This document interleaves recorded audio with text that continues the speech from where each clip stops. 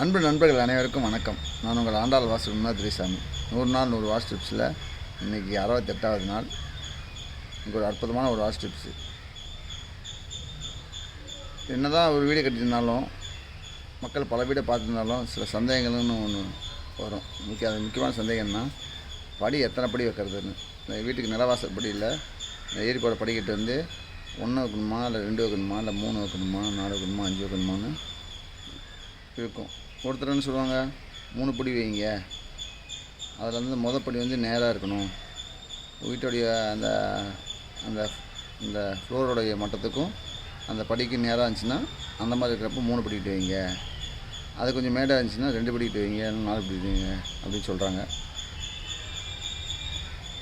நாம் இதில் வந்து எந்த ஒரு கான்செப்டும் இல்லை, இருந்தாலும் இதில் ஒரு உண்மை ஒழிஞ்சிருக்குது. என்னென்னா, அந்த பாசிட்டிவ்னு ஒரு எண்ணம் நம்ம வீட்டுக்குள்ள நுழையிறப்பே நம்மளுக்கு வரணும். அப்படின்னா நீங்கள் லாபம் நஷ்டம் லாபம் அப்படின்னு இப்போ லாபத்தோடு உள்ளே போகணும் அப்படின்னு எண்ணத்தோடையே நம்ம இந்த படிக்கட்டை அமைக்கும் பொழுது உங்களுக்கு அதுக்கான பாசிட்டிவான எண்ணம் உங்களுக்கு நிறைவேறும்.